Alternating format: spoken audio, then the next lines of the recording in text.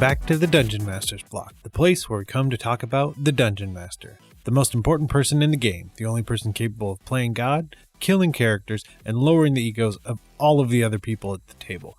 I'm one of your hosts, DM Neal, aka Joe Maniac, and today we are going to be talking all about moving locations with the wonderful host of Detentions Dragons.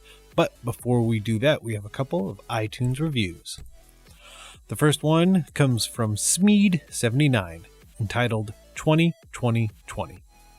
I am a longtime DM, but very new to podcasting. I was looking for a podcast that was D&D related and relatable to me and my playgroups that I could listen to at work.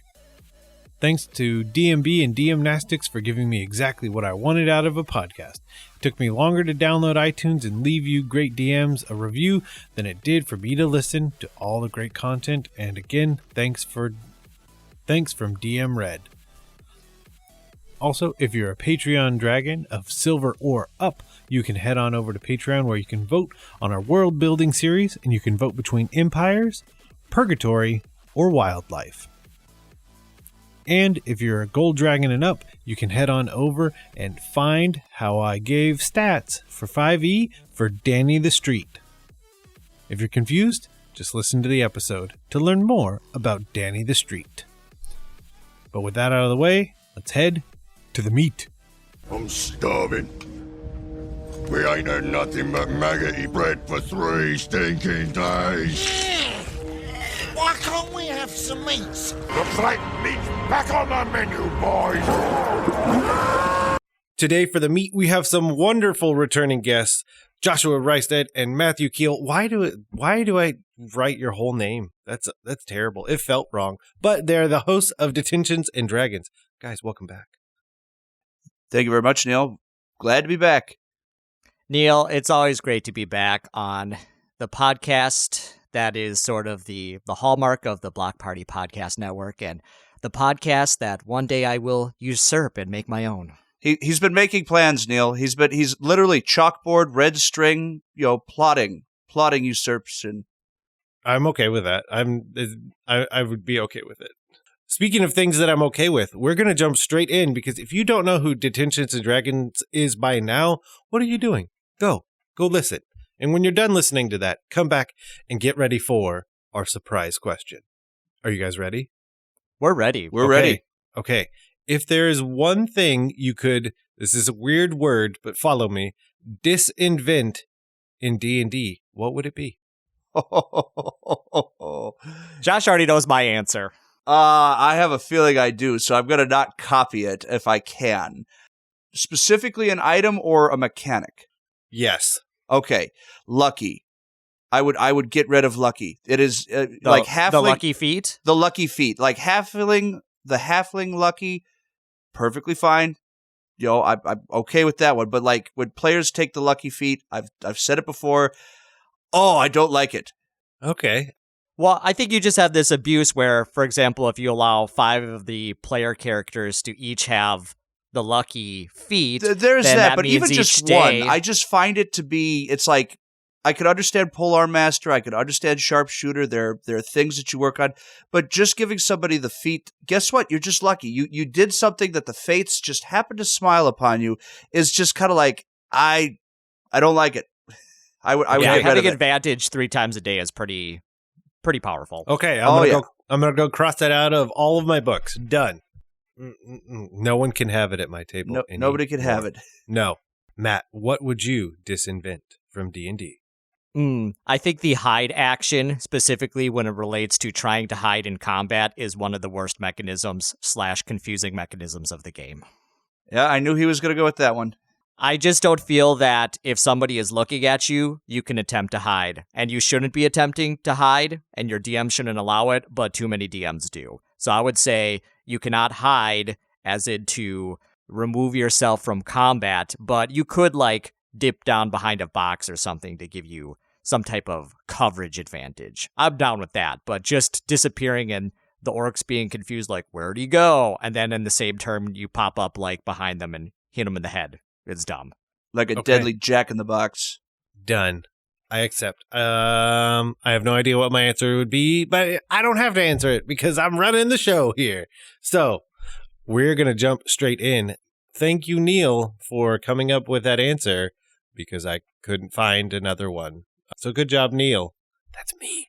Are you guys ready to talk about world building, moving locations? Indefinite. No. Indeed. Okay. Indubitably? Indubitably. Indubitably. Okay. We had all kind of discussed beforehand a little bit that moving locations, talking about it initially seems like, oh, wow, that's such a niche topic. But the more I thought about it and the more we talked about it, it was just, oh, no, it's used here. It's used in this book. It's used in this game. It's used in, okay, I think we're good. One of the questions I wanted to throw out is what aspects of moving locations make it unique, and why do we think DMs should implement these into their homebrew games and worlds? Just starting off, I was creating a kind of a list of like positives and pros and cons of that, and like my top three would be like, one, if it's like a moving city or a large moving area, you kind of have the built-in mechanic that you can take the setting and move it to a new exotic place, a new location, things like that. But you generally have the same NPC like build around that you base your whole game. So it's not like you're creating 45 new NPCs every time you go to a spot or a location. It's like, here's the town of, I don't know, Daggerford, and it has a transportation spell, and now we're going to the East Coast. And you still have the same shopkeepers and the same townspeople, and you don't have to reinvent all that. So one of those things, it's just convenient. It's really a convenient kind of tactic. My second one is it's just cool. The idea of being able to take a city and just, poof, you're moving one area where you're moving another. This whole kind of, premise of that is just, again, a niche kind of topic, but I think it's a big story hook. The third, it mechanics behind the movement can have a lot of story hooks in it, such as like something goes wrong. You need an element to cause this to move. There might be something coming for your town and you need to move it. There's a lot of, material there that you can work with. So I think that's generally why, we see it so often in, sci-fi and high fantasy. This idea of a location moving is because there is a lot of material to work with in these three ideals.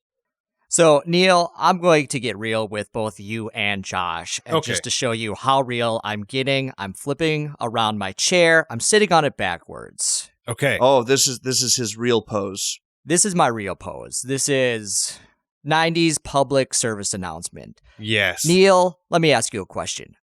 Why do you play Dungeons and Dragons? The answer is to have fun. To have fun. But you could do fun things anywhere. You can go outside. You can take an old racquetball and throw it at a wall like you're some type of, I don't know, kid in the 1970s. Yes. You could be playing a video game, which is an overload of like dopamine and constant like participation and feedback.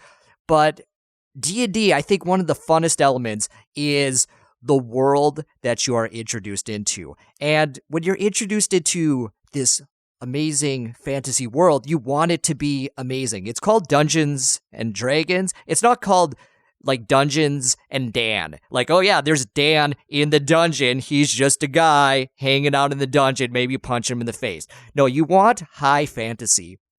So the inclusion of things like wizards, the inclusion of your werewolves and your vampires, all of those add to this element of fantasy. And I think one thing that you can't argue with unless you're a jerk is that a big old moving city, whether it is transported on the back of an animal or flying via some sort of magical propulsion device, that is intriguing. It's magical. It adds this degree of like question and mystery, and it helps to build this high sense of fantasy within your Dungeons and Dragons campaign. So I'm all about adding in these moving cities because it's a kind of a trope, but it is a great way to just add this intrigue into your campaign. I agree. And I think, Josh, going back to what you said, one of the biggest pieces, I don't know if I had thought of it until you said it, but the how and the why it moves is in a way more important than the what, because some pop culture references. If you watch Doom Patrol, there is Danny the street. It is a sentient street that just teleports seamlessly to wherever it feels like. And the characters in the show interact with the street time and time again. And that would be a really interesting way for your players to just stumble into a street that they know and like interacts directly with it. So Hold on. So this is from Doom Patrol? Yes. Now, is it just the ground or is it also the buildings on the street? It is also the buildings, and basically using signage and other methods, the street can communicate back and forth with the characters in the show. Now that is a cool little mechanic there. That I like that. That's crazy. No, that's too much high fantasy. Okay. I'm done. Neal, that's crazy. Okay, I went over the top. That has a level, and all of a sudden, this is the line. Okay. You told us this was going to be about flying cities and stuff, and maybe something on the back of a turtle. And now you're saying that it's a teleporting city that talks to you via signage? Oh, no, that's too creative. I'm done. No. I'm out. Peace out. It's just a single street. That's why it's okay. Oh, okay. It's just one street. Yeah. No, that's not broken. So. Okay, no, it's fine. Aha. Okay, I'm back. Okay. But I don't quite know where to go after I have revealed to you, Danny. Now, so some other things that I like about the moving city, to kind of piggyback off of your crazy example of Doom Patrol, I think anytime that you have a way to just add something that is really unique and interesting to your world is pretty cool, because the idea that people move from location to location, like that's not necessarily new. People move from one city to one city for jobs or for love or for family. We have whole cultures that have an aspect of migration. Maybe they migrate to different areas like during different seasons and that type of thing. But the moving city kind of, or the moving location, such as the street or the city, is going to take that whole concept and just add that extra degree to it. So I don't know. I'm all about adding the moving locations into any D&D campaign. Done. So what are kind of some of the things to watch out for when introducing a moving location to your game? Yes. So number one, I would say you want to avoid kind of like a Deus Machina type of thing. Like, you don't want it to just magically transport at a whim. There has to be some sort of, I think, difficulty with it. It has to, for example, maybe the moving location is very, very slow. Maybe you cannot predict the location of this moving location. Maybe it's sentient and it has its own agency deciding where it's going to be transported to. I think if you are playing a campaign and you introduce your player characters to maybe like a moving castle or maybe it's just a moving tavern. That would be fun. And it could just transport anywhere they want and the players have control over that. Then I think that's a potential abuse of a kind of a narrative element that is within your D&D campaign. So I would just say, make sure that you're very deliberate with how your moving city works. That doesn't mean you have to know the whole physics or the magic behind it, because again, D&D, it's magic. You don't have to have a full explanation. But I would say that make it so that it still narratively makes sense within the construct of the game that you're playing. Mm-hmm. Just to add on to Matt, I totally agree as far as the Deus Machina and the narrative. Anytime I do a city that moves or a location that moves, another thing to think about is how does it do it? It shouldn't just be okay, we make the castle move. There should be some sort of mechanic behind it, some sort of ritual or action that the players have to take to be able to do so. Not that it should be too complicated, and I've goofed up where players have really kind of gotten bogged down with, we need to move the city, so we have to do this, and that's really slowed down the gameplay. But it should be something where It's purposeful, but not very difficult to remember. Yeah, like you're saying, it needs to be just enough. Like it can neither be too little nor too much. I also like, because like you said, with the Deus Ex Machina aspect of it, like if it's just too easy to use it, then your players are just going to most likely abuse it because it's there. Like, and that's no fault on any one player. Like, if you give them too much power, they will use too much power. Like, that's just fundamentally how that works. I know I would do it. If you gave me an easy way out, I'm like, Danny the street, we got to get out of here. And then Danny teleports me away, and maybe that's okay, but you have to kind of be ready for what may happen when you give them a moving location that they can use. I agree. Be ready. The other thing I thought was, if it's moving and you want it to be important, you need to keep that in mind, because you also don't want it to be something that they interact with once and then it moves away and then they never interact with it again. Definitely. Because then at that point, it's no different than a location that doesn't move, that they don't interact with. Yeah, for mechanical purposes, it doesn't matter. Where'd it go? Whatever. We don't care. But all my stuff! Oh, man. Well, and I think that, and then that goes back to, I guess, the who portion of this whole conversation is like, who is on there and maybe even what is on there that will stay relevant and important to the players. The other thing is you can also just have it come crashing back into their lives. That's fine, too. I like that. Totally.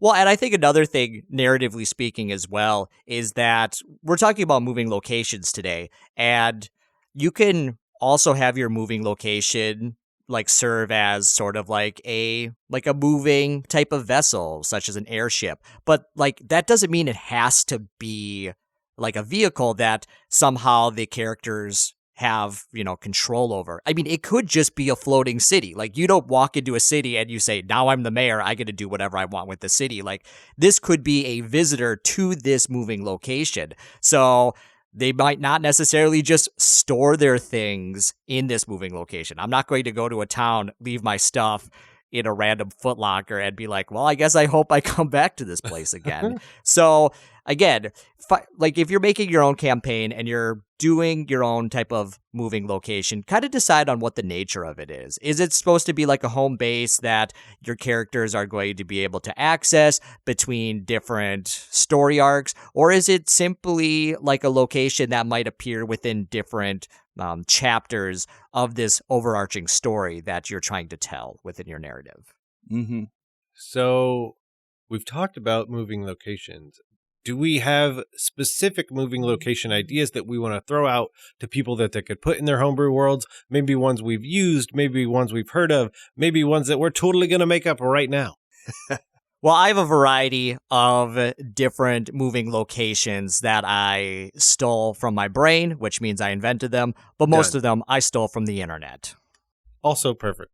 And I have a couple. I have a couple as well that I've used in some previous games that are particular favorites of mine. Okay, you know what? You know what we don't do enough here at the Dungeon Masters block? We don't let the dice decide. Okay, let's roll for initiative. Who's in? Roll. I don't have a D20 near me, so roll my initiative. I will share this once again because I like sharing it. If you go to Dice Roller on Google, they've actually added like a full dice roller where you can add D20s, 12s, 10s. Oh, I've seen that. Oh, it's so fun. Oh, wait, you could do that with Siri. Hey, Siri, roll a D20.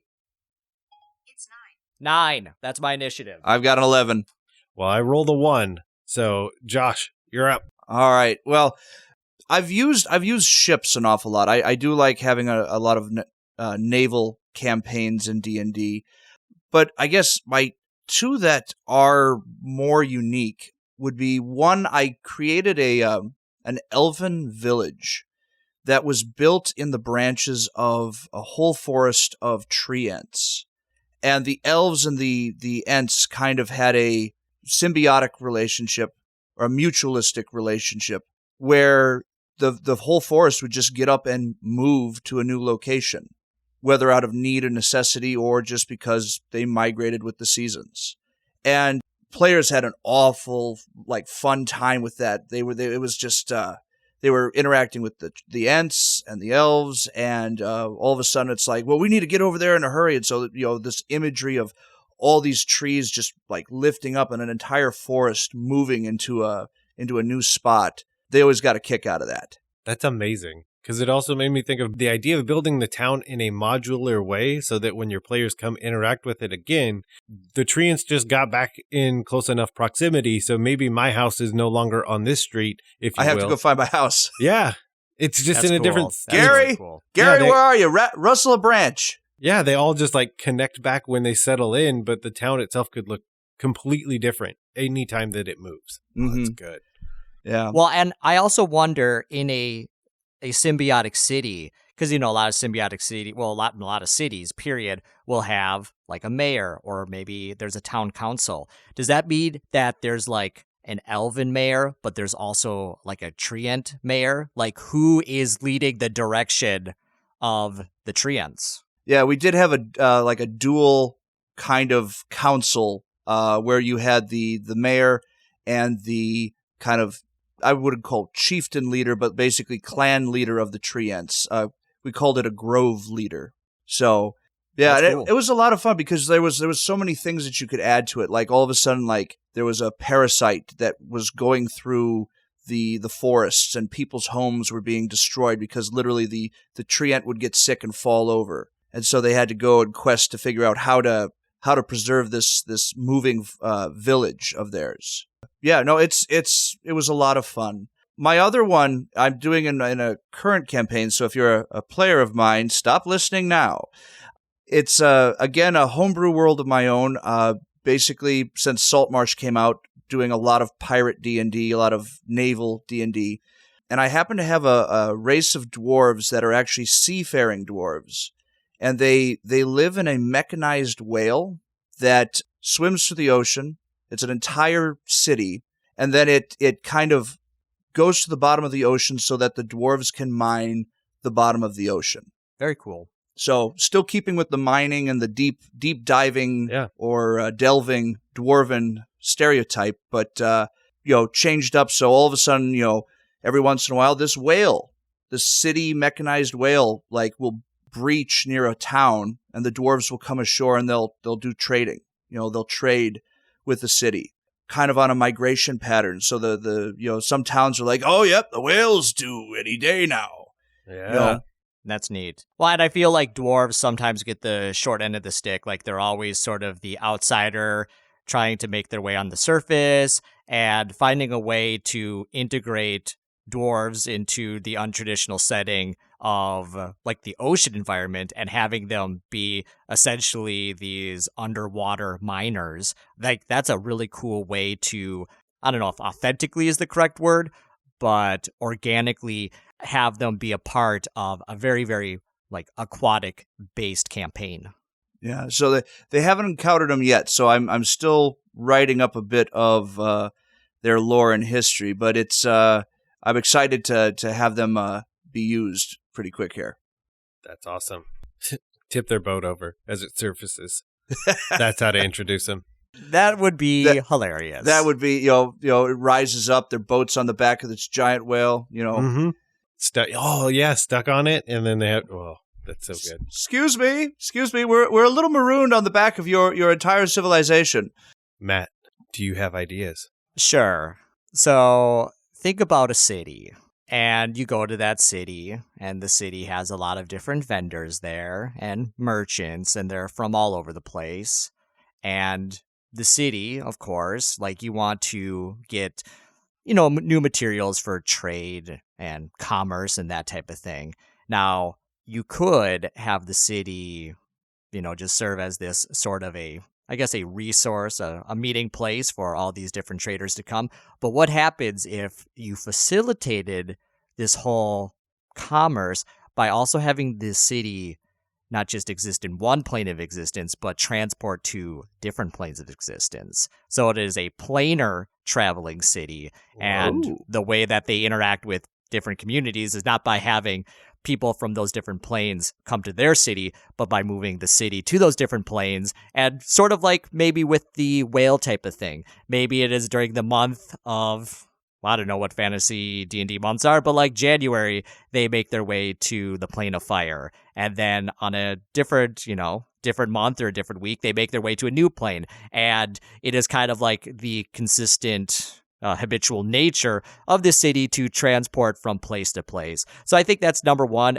just a fun way to add in a planar traveling mechanism, especially if that's like a thing that you want to explore. And planar travel, at least mechanically, is a little bit difficult for lower level players. So if you do want to have that like added mystique of players being able to explore brand new worlds, then you could have them like reside in this town when it does transport. And now they're having to deal with, the new environment and the new people that are coming in to do commerce with this interdimensional or planar traveling city.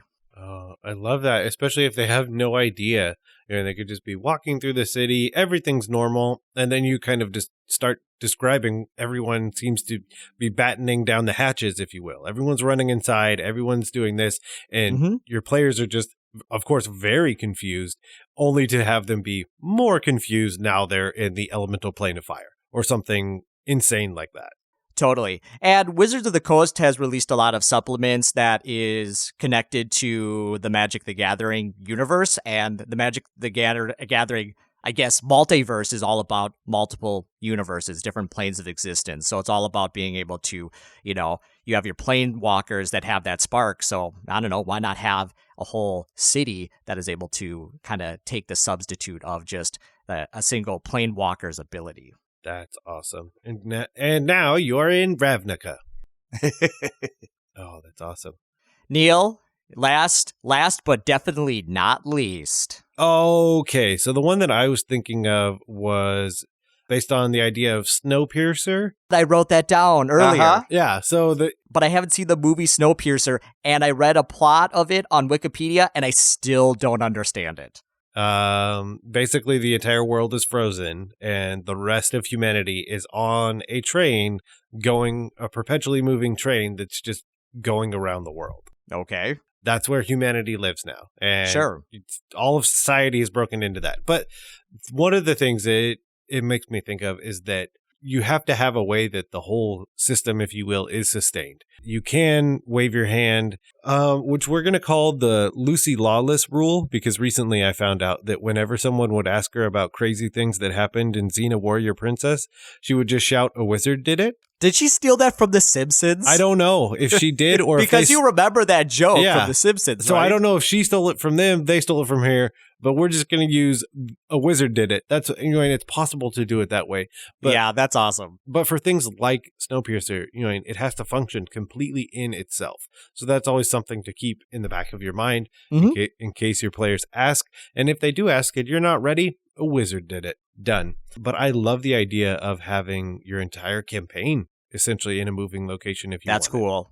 And so like you had mentioned, it could be a boat that keeps moving, it could be a train, it could be a plane, automobile, anything anything you want. So I think that would be a lot of fun, is to put the whole thing in one spot. What's the movie where it's the cities that have literally been uprooted and put on tracks and are driving around the world consuming resources? Another movie I haven't watched. Mortal Engines, right? Yeah. By Peter Jackson. Oh, yes. Rotten Tomatoes does not think highly of this film per the internet. No, I mean, it seems super crazy. And I feel like if you had a D&D campaign where you had these big cities that attacked each other, like that would be like a fun homebrewed mechanism that you could try to invent so that you could have like city versus city combat. But yeah, also, to get back to your Snowpiercer reference, I feel that if you really want to maybe just have like a one shot or maybe a super short campaign, having the whole society on one train, like you could make it a society with 100,000 people, you could make it a society with 2,000 people. So you could really like limit the scope and the exploration, not just because of lack of creativity, but it also adds constraints to the campaign so that you can get it accomplished within a reasonable time. Mm-hmm. Well, and then, and figuring out how you transition maybe out of it if it is only a certain portion of your campaign. Yeah, It'd that also too. be a lot of fun as well. Mm-hmm. Okay. Is there anything else that we want to throw out, either ideas or thoughts? Just with your Snowpiercer campaign and the mention of Mortal Engines, another interesting idea, and I think I've seen this on the internet. So if I'm stealing it from somewhere, this isn't an idea of mine, but having your city or your society living on the shoulders of a titan or a giant, and they roam around, and then you have cities doing battles with each other, competing for resources. While, like, on giants? On giants. Oh, that's awesome. Like, your giant will go fight the other giant, and then you'll, like, take over the leftovers. Pretty much, right? So, I mean, they would have to be bigger than giants. I mean, they would have to be, well, like you'd have to have like a titan of some sort. yeah. That's awesome. Okay, so Neal, what's up next? Okay, well, anything else we have? So if there's nothing else, then I think the thing we will go to that you are most prepared for, folks, is that we are going to give homework to our listeners.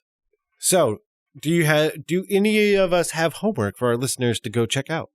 I definitely have some homework for people to check out, and hopefully I haven't stolen some of your ideas as well. So, number one, in Detentions Dragons, a podcast geared toward helping educators bring Dungeons & Dragons into the classroom, sometimes we have movie days where we do a movie review, and one movie that we reviewed was a movie called Crawl. Now, Crawl is a pretty terrible 1980s fantasy movie. It stars a couple of people you don't know. Their names are Ken Marshall and Lysette Anthony, who I don't think they did a whole lot else after Crawl. Maybe a vampire movie, and I think one guy was in Star Trek DS9.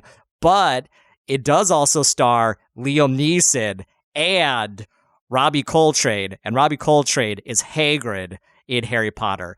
So if you like bad 80s fantasy movies, Robbie Coltrane, and tight pants on your hero, you will love Crawl. But also, what's cool about Crawl is there's these aliens, and the aliens have a fortress that teleports to random locations every, like, sunrise or sunset. So part of the plot is a way for the heroes to actually reach the castle where this princess is being held captive before the castle actually teleports to a different location. So that's like a really cool thing. I would say you might try to add that into maybe a vampire campaign or something like that.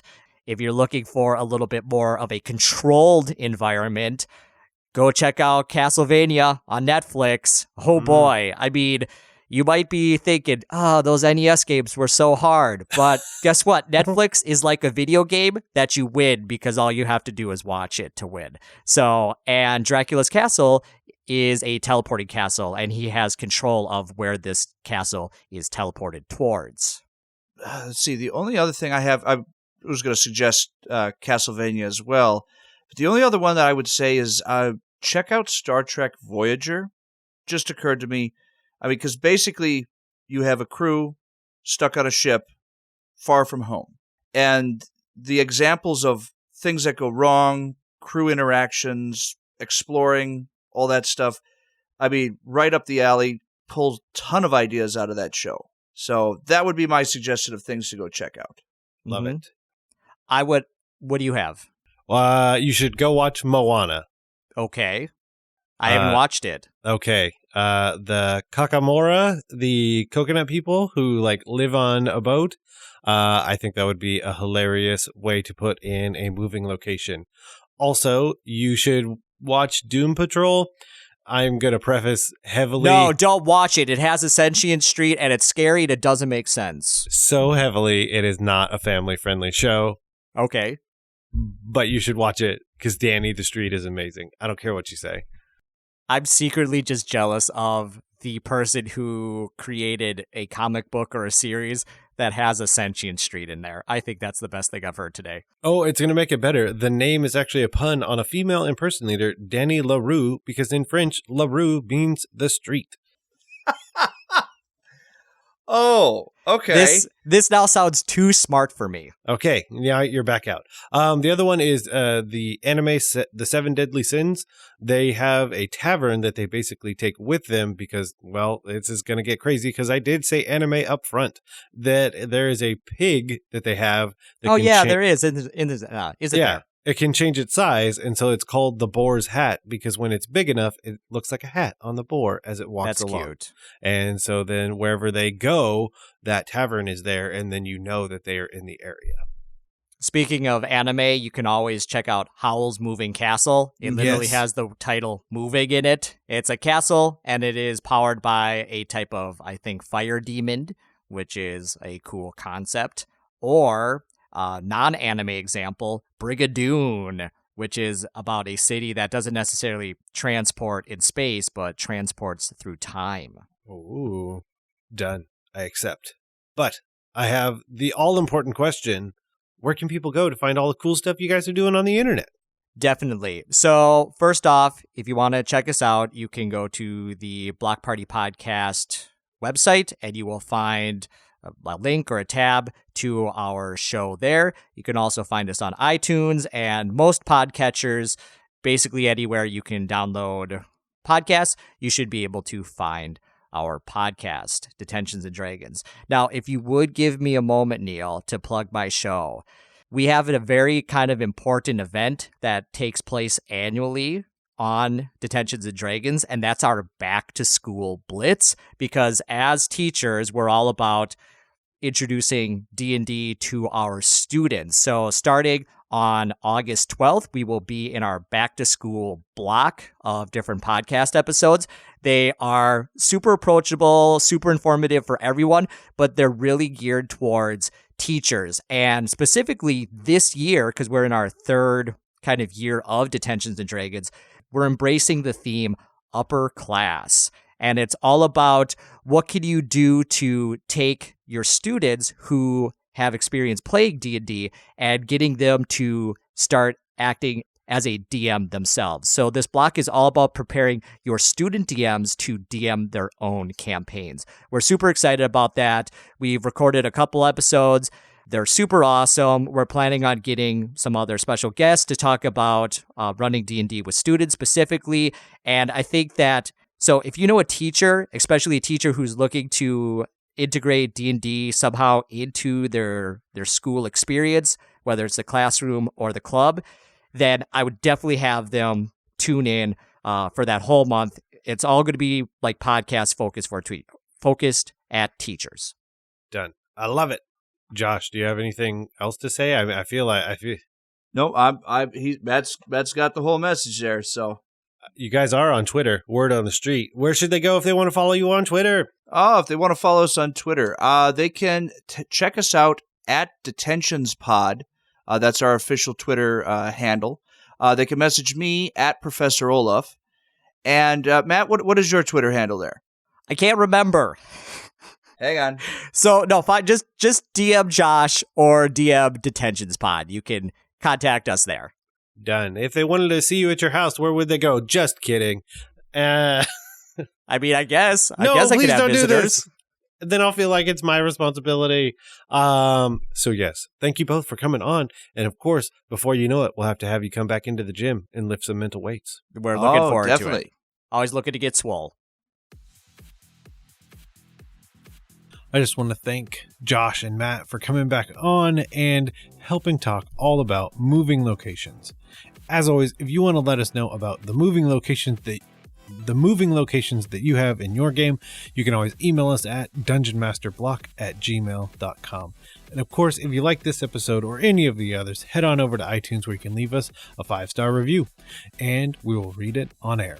Of course, you can follow us on Twitter at DMsBlock. That's at DMS_block. And you can like us on Facebook where you can get all of our updates.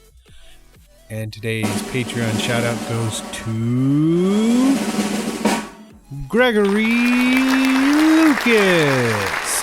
Thank you, Gregory, for your support, and thank you for being an awesome gold dragon.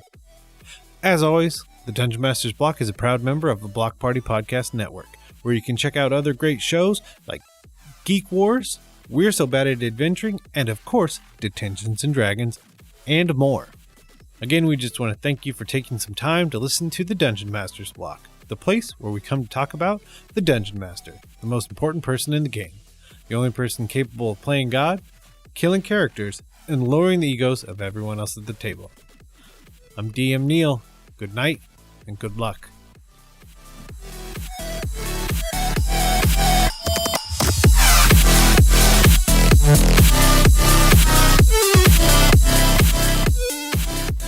It's not inspiration, it's not wisdom, and it's bad advice. If a player misses a session, submit their obituary to a local paper. They're dead to you now.